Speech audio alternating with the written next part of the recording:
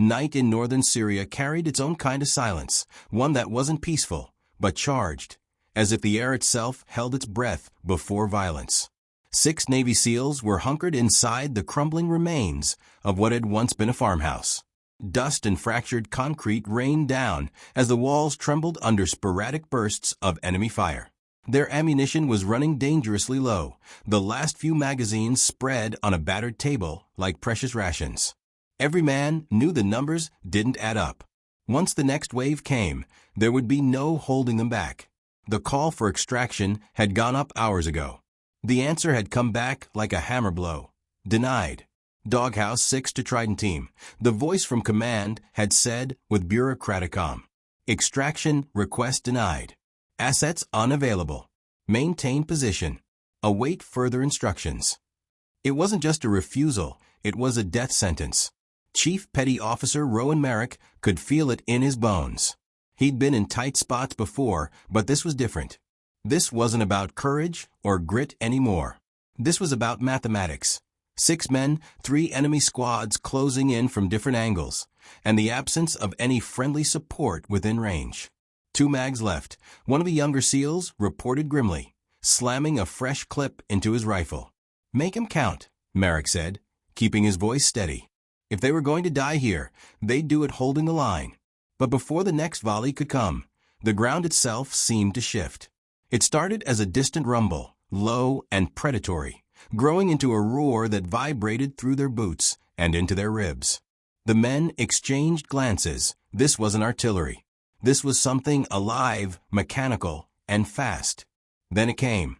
From behind a line of scorched hills, an A-10 Thunderbolt II, Warthog, to those who knew her, burst into view like an avenging phantom. No warning from command. No identification on comms.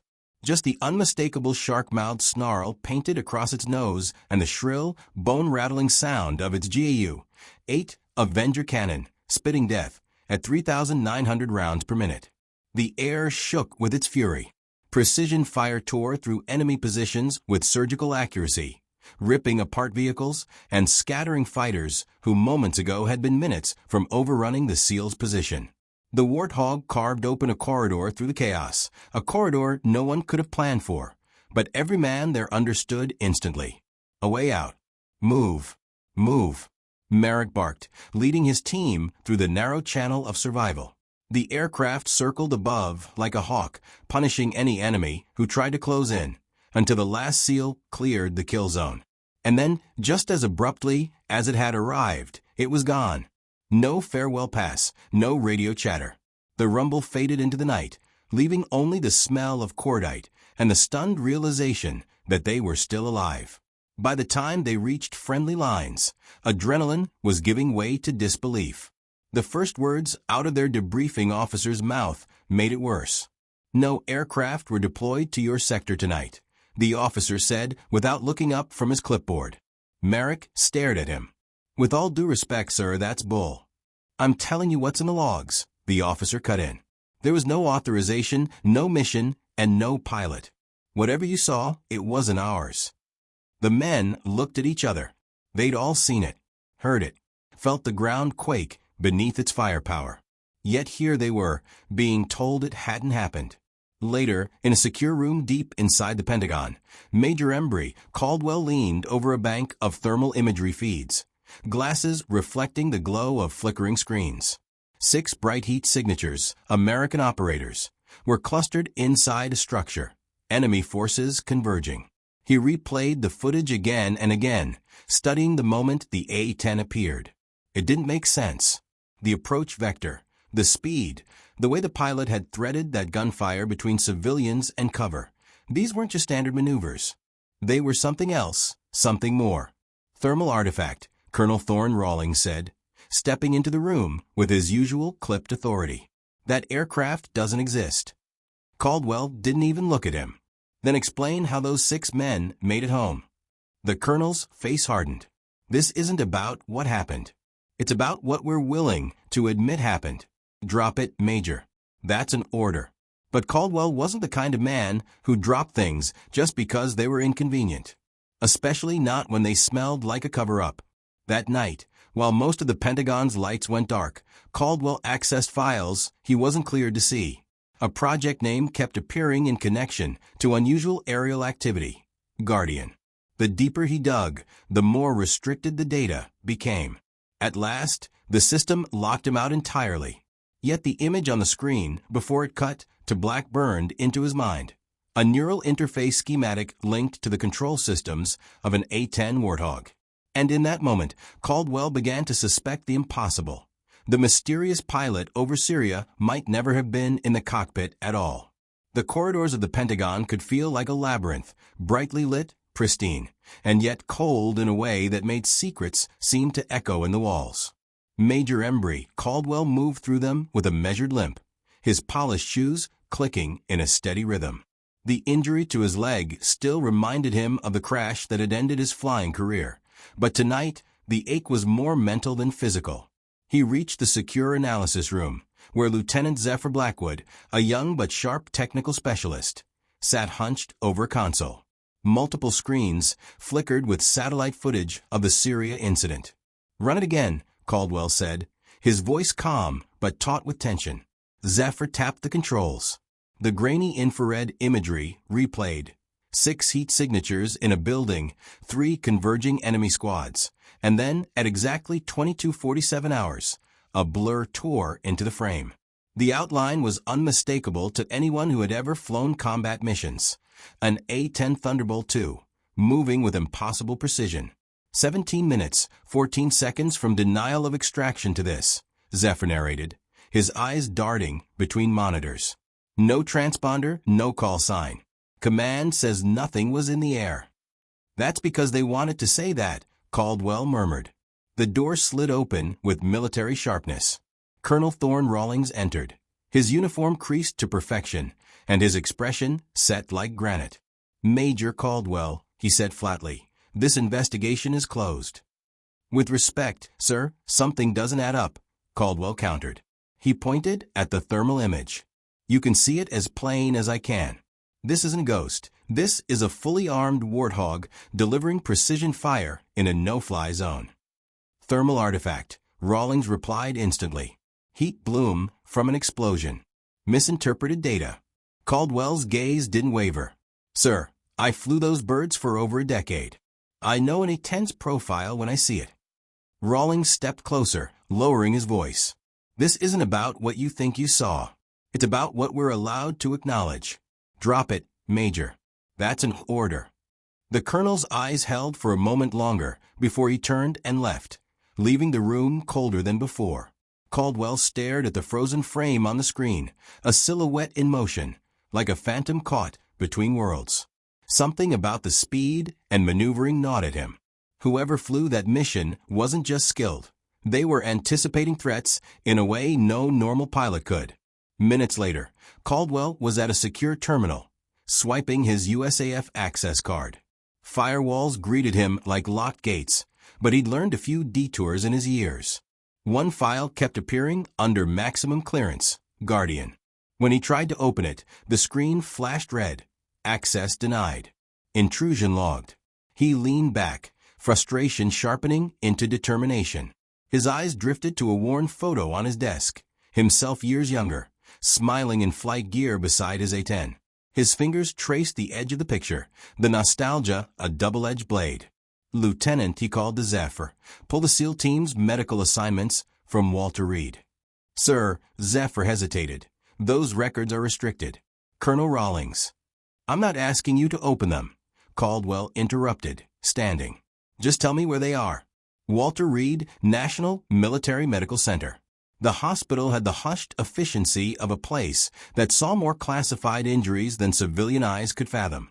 Caldwell's limp was more pronounced as he passed the security checkpoint, handing over credentials that listed him as part of the official review team. "Didn't know the Air Force was in on this one," the guard said, scanning his badge. "Joint Operation Review," Caldwell replied smoothly. "Standard procedure." Inside one of the private recovery wards, Chief Rowan Merrick sat upright in bed, his eyes cool and guarded. Captain Avel Hargrove paced nearby, checking his watch. "Chief, we need to understand what happened out there," Hargrove pressed. "I've told you everything," Merrick said flatly. Pinned down. Denied extraction. Then an A-10 shows up and clears us a path. That's it. Caldwell stepped in quietly. Mind if I ask a few? Hargrove looked up, unimpressed. Another analyst. Great. Major Embry Caldwell. He introduced himself. I've been reviewing the satellite footage. Something shifted in Merrick's expression, subtle recognition. Air Force. Once, Caldwell replied, tapping his leg brace. Now I push paper and try to make sense of the impossible. His questions were different. Not vague inquiries about morale or timelines, but sharp, surgical prompts, flight vectors, engagement sequences, radio frequencies. Hargrove began to look increasingly uncomfortable. The wave flew, Merrick finally said, leaning in, voice low. It wasn't natural. It knew where every threat was before it happened, like it could see the whole battlefield at once. That's enough, Hargrove cut in, irritation spiking. That was a rogue aircraft violating orders. End of story. Rogue saved us, Merrick snapped back. Hargrove checked his watch again. Major, wrap it up in 5. He left the room, phone already at his ear. Caldwell took the opportunity. What frequency did you try when your comms went down? Merrick's eyes narrowed. How do you know about that? Caldwell feigned confusion. About what? The emergency frequency. Not standard protocol. Nobody should have heard it except command. Before Caldwell could answer, Dr. Sylvan Reed entered, clipboard in hand. Chief, scans look good. Physical therapy starts in a few days. He glanced at Caldwell, something unspoken in his look, but said nothing. As Caldwell left the ward, a nurse passing in the hallway whispered, "Good to see you walking again, sir." He silenced her with a glance.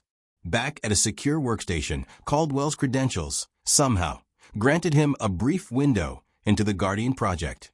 Schematics flashed on the screen. Neural interface technology.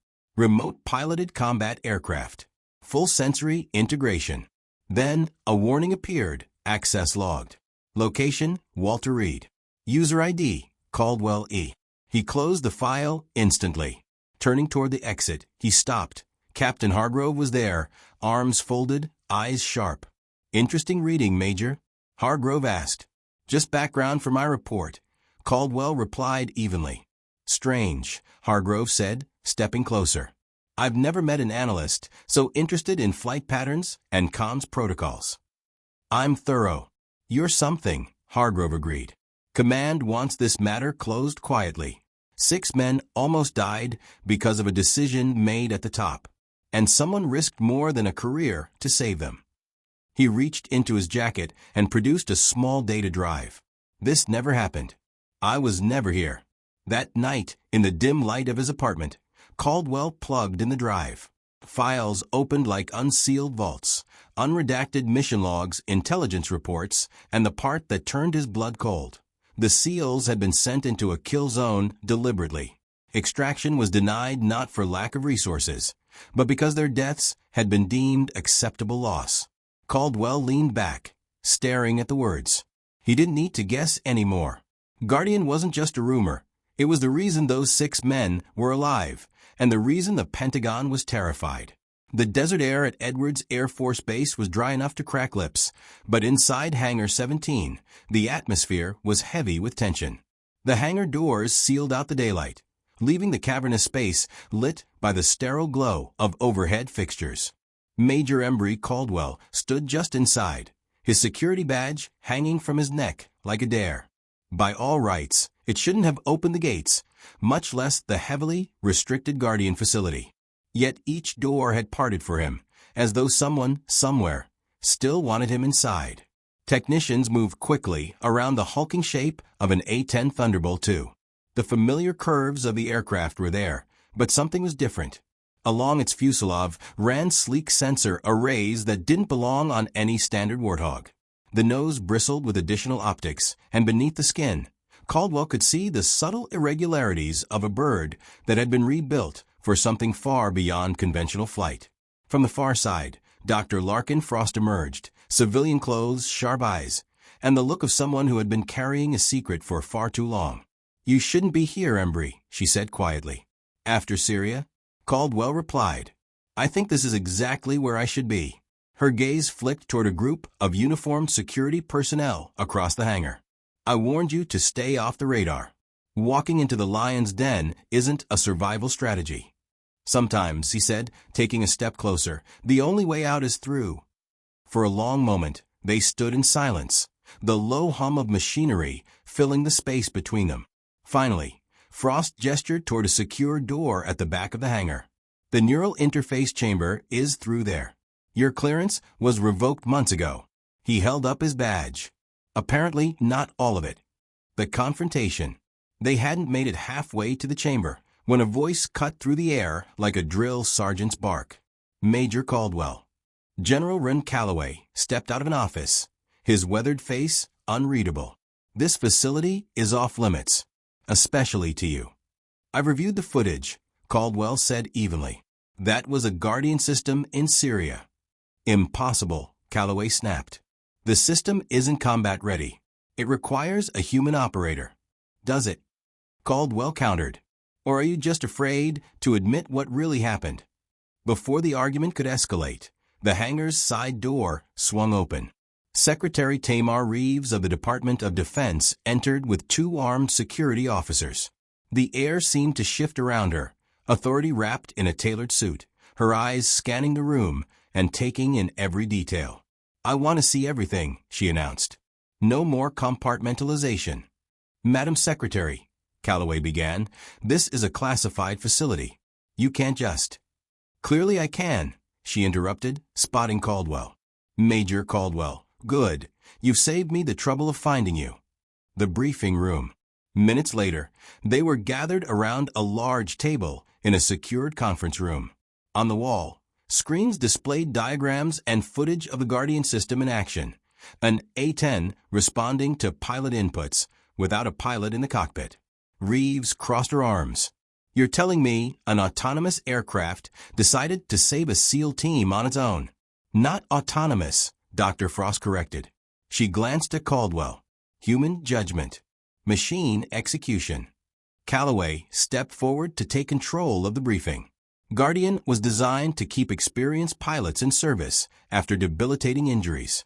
Neural interfaces allow them to control an aircraft remotely, with full sensory feedback, as if they were physically present. The system requires intense calibration and security protocols to prevent unauthorized use. And who authorized deployment in Syria? Reeves asked. No one, Calloway said firmly. Guardian was still in testing.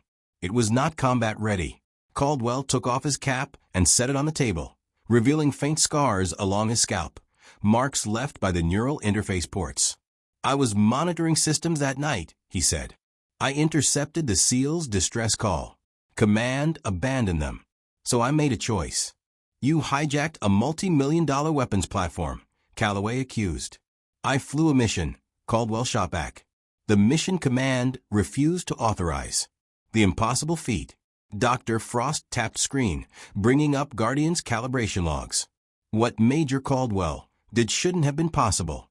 The neural interface requires hours of synchronization before a pilot can control an aircraft. But that night, integration was instantaneous, complete. You're suggesting someone helped him? Reeves asked. I'm suggesting the system performed beyond anything we've seen, Frost replied. His neural signature aligned with Guardian's matrix, so perfectly it was, as if he was born to it. Reeves looked back at Caldwell. Walk me through it. He described sitting in his apartment, headset linked to a test terminal, when the emergency call broke through. It wasn't just flying, he said. When you're synced, you don't think about controlling the aircraft. You are the aircraft. Every vibration, every angle, every threat, you feel it. You react before the thought even forms. On the wall, footage from the Syria incident rolled. Thermal imaging overlaid with HUD data from the A-10 Caldwell had flown. The precision was breathtaking. Enemy positions neutralized without a single stray round hitting civilian structures. Those men were dead without Guardian, Reeves said quietly. Those men were dead without me, Caldwell corrected. The arrest that wasn't. The briefing was interrupted when the door opened again. Colonel Rawlings stepped in, flanked by military police. Major Caldwell, you're under arrest for unauthorized access to classified systems in violation of direct orders. Reeves stepped in front of him. Hold that order, Colonel. With respect, Madam Secretary, this is a military matter. Is it? Reeves asked. Or is it about covering up a decision to let 6 Americans die for the sake of an intelligence experiment? Rawlings faltered, but said nothing. Demonstration. Reeves turned to Calloway. I want a live demonstration of Guardian. That's not advisable. It was advisable enough to save lives in Syria, she cut in. Show me. In the neural interface chamber, Caldwell lowered himself into the pilot seat. Dr. Frost moved quickly, attaching the headset and verifying biometric readings. The system remembers you, she murmured. Screens lit up with streams of data. Outside, on a nearby runway, a modified A-10 powered up. Full neural synchronization achieved, Frost announced. Caldwell's eyes were closed, but on the monitors, the A-10 began to taxi, as though guided by an unseen pilot. It accelerated down the runway, lifted gracefully into the air, and began executing tight, complex maneuvers over the test range. Reeves watched in silence as the aircraft performed precision strikes on target drones, weaving through simulated threats with impossible reflexes. This, she said at last, is what saved those men. When the demonstration ended, Caldwell looked exhausted but resolute. That's exactly what happened in Syria, he said. Except I did it from my apartment, with a portable interface. Reeves turned to Calloway. Until further notice, Major Caldwell is assigned to my staff. The Guardian program will undergo full review under my office. This isn't over, Calloway muttered. No, Reeves replied. I think it's just beginning. The Pentagon's tribunal chamber was a strange mix of courtroom and war room, polished wood, brass fixtures, and the faint, ever-present scent of stale coffee. A 3-member panel sat behind a raised desk, their uniforms immaculate, their expressions carved from stone. At the center was Admiral Kestrel Donovan, a woman known for reading a man's soul before he spoke his first word. Major Embry Caldwell sat at the defense table in his dress uniform. His posture was straight, but the cane at his side reminded everyone of the injury that had once grounded him. This hearing will determine the appropriate response to the unauthorized deployment of classified military assets and the violation of direct orders during the Syria incident, Admiral Donovan said, her voice carrying across the room without effort. On the prosecution side, General Run Calloway sat flanked by Colonel Rawlings, their folders thick with evidence, most of it aimed at ensuring Caldwell's career ended today. Before opening statements could begin, the chamber doors opened unexpectedly. Chief Petty Officer Rowan Merrick stepped in, his jaw set. 5 other SEALs followed, the men Caldwell had saved. They moved to the back row, their presence silent but undeniable. This is a closed hearing, Rawlings objected. They have direct knowledge of the incident, came Secretary Tamar Reeves's voice from behind them. She entered, heels clicking against the floor. I invited them personally. Admiral Donovan glanced at Reeves, then back at Rawlings. We'll proceed. The testimony. Major Caldwell, Donovan began, please describe your actions on the night in question. Caldwell recounted it plainly. The intercepted distress call, the denial of extraction, the decision to access the Guardian system from his apartment, and the precision strike that allowed the SEALs to escape. And you knew this violated direct orders? Donovan asked. Yes, ma'am. Yet you proceeded anyway. I did. Calloway seized the moment. Admiral, this is simple. Major Caldwell disregarded the chain of command, compromised a classified program, and endangered an asset with immense strategic value. This is not the conduct of a disciplined officer. Reeves placed a file on the table between the tribunal members. Before we continue, I suggest you read this intelligence report. Donovan opened it, scanning quickly. Her brow furrowed. These are intercepted enemy communications, Reeves explained. They prove the SEAL team's position was targeted deliberately as part of a test to observe U.S. extraction protocols under extreme pressure. Command knew this before denying extraction. Calloway shifted in his seat. The operational assessment indicated the intelligence value outweighed the risk. The risk. Merrick's voice cut through the room. He stood, his gaze locked on Calloway. You mean sacrificing 6 men to see how the enemy would react?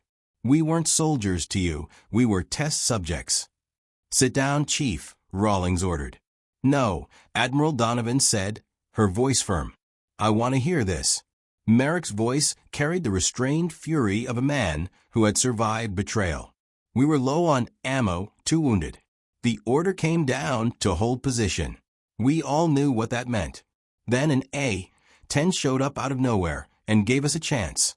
If that's what you call unauthorized, then maybe unauthorized is what we needed. The evidence. The room screens came alive with thermal footage from the Syria mission. Frame by frame, the A-10's attack played out surgical, unrelenting, avoiding civilian structures entirely. Dr. Larkin Frost, brought in as a technical witness, stepped forward. The Guardian system amplified Major Caldwell's reflexes beyond normal human capacity. His neural integration was unlike anything we've seen, instantaneous, seamless, and precise.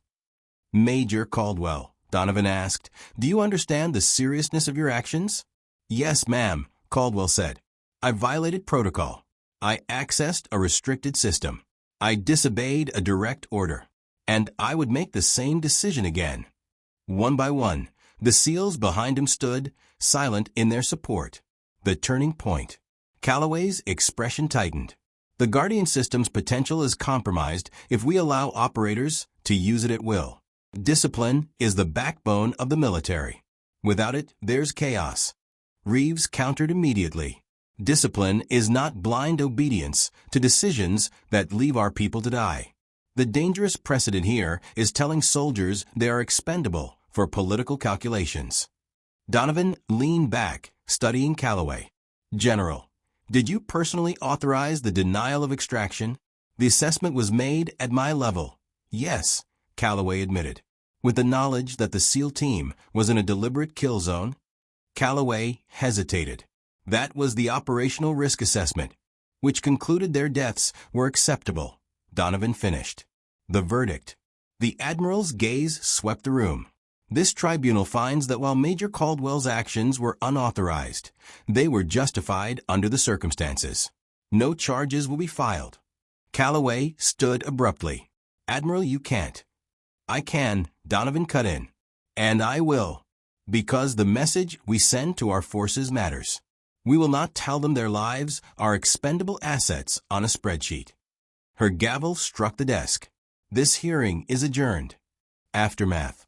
As the room cleared, Merrick approached Caldwell. How did you even know where we were? Our position wasn't in any official channel.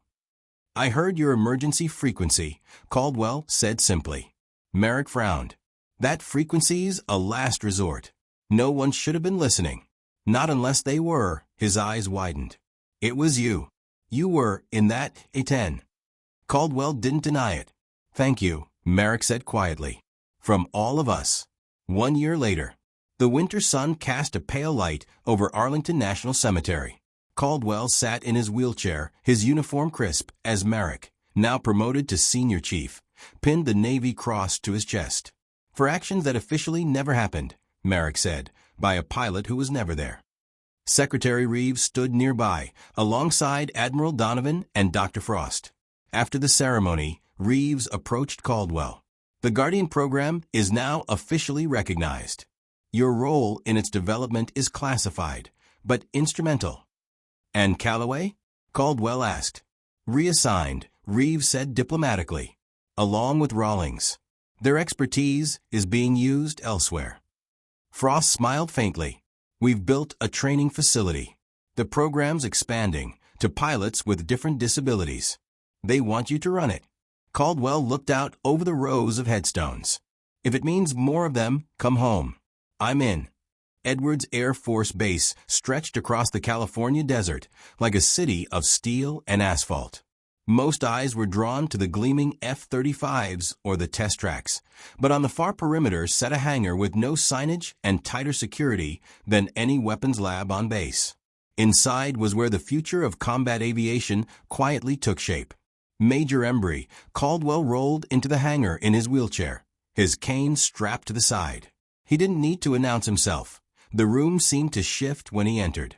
Technicians, engineers, and pilots glanced up, nodding with a kind of respect that didn't come from rank alone.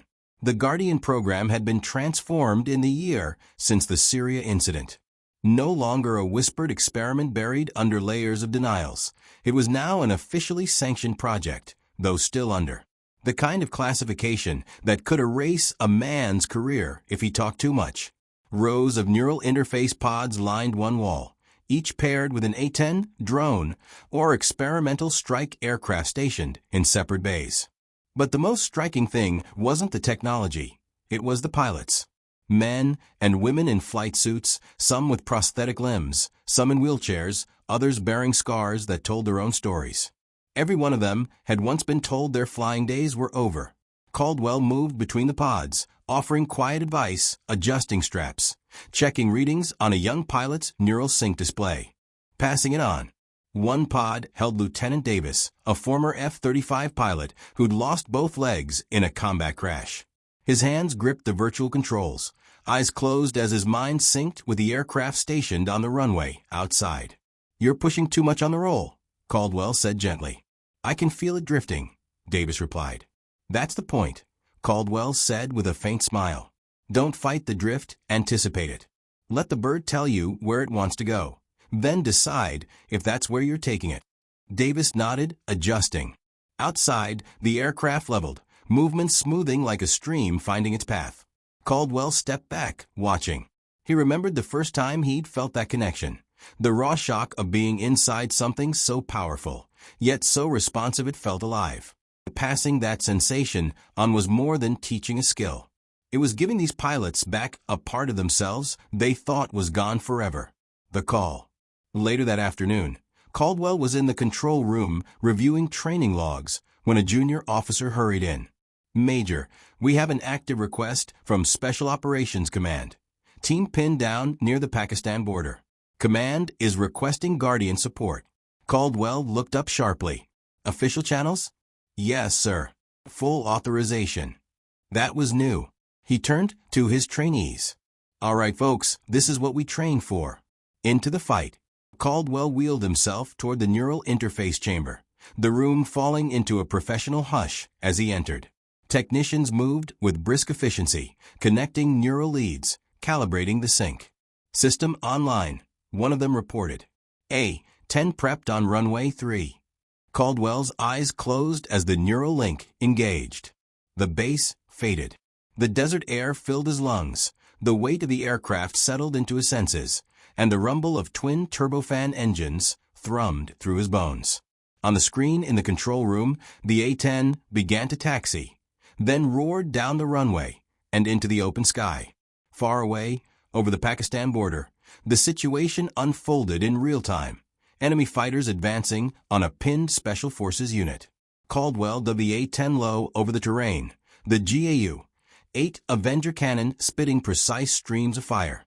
On the ground, the soldiers looked up and saw salvation screaming overhead. This time, there were no denials, no questions of authorization.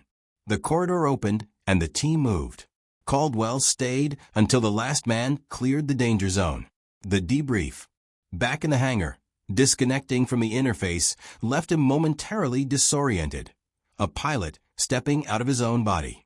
He set the headset aside, wiping sweat from his brow. "All clear," the comms officer confirmed. "Mission complete. 0 friendly casualties." Davis approached, eyes wide. "Sir, I've seen A-10s fly, but that was like watching instinct with wings." Caldwell gave a wry smile. "You'll get there." Legacy in motion. Weeks later, Caldwell stood before the class of new recruits, 15 active pilots, 20 more in training. "The Guardian system doesn't just let you fly again," he told them. "It amplifies what you already know, what you've spent your life learning. The machine is only as good as the mind inside it. That's you." He looked at the faces in front of him. "They'll tell you technology removes the human element from warfare. I say it depends on whose humanity you put behind the controls." In the training chamber, Davis took his first live mission trial run, executing clean maneuvers that drew quiet nods from the instructors. Caldwell watched from the sidelines, pride mixing with something deeper, a sense of continuity. This wasn't just about him anymore. The Guardian program had become something larger than one man's defiance. It was about ensuring no soldier was ever again written off as an acceptable loss without a fight. Full circle. That night, alone in his office, Caldwell reviewed footage from the Pakistan mission. The gun runs, the extractions, the timing, it all brought back the Syria incident. Except this time, everything had been above board. Command had acted. Support had been given, without hesitation. The difference was stark and satisfying. A knock came at the door. Merrick stepped in, still wearing the trident on his chest. "Thought I'd check in," Merrick said. "How's the new generation doing?" "Better than I was at their age," Caldwell admitted. Merrick's smile faded slightly. "Does it bother you that most people will never know what really happened? How you saved us?" Caldwell leaned back in his chair. "They know 6 men came home. That's enough." Merrick studied him for a long moment, then nodded. "Good hunting, Major." The sky again. A week later, Caldwell took the neural interface himself for a late-night training flight. The hangar was quiet, most personnel gone for the day. The sync was as seamless as it had been in Syria, a reminder that no matter what his body couldn't do anymore, in the air he was whole. The A-10 climbed into a sky washed silver by moonlight, banking hard over the desert. The ground below blurred, the wind roared in his ears, and for a few stolen minutes, the war, the politics, the tribunal, all of it was far away. Up here, there was only the flight, only freedom.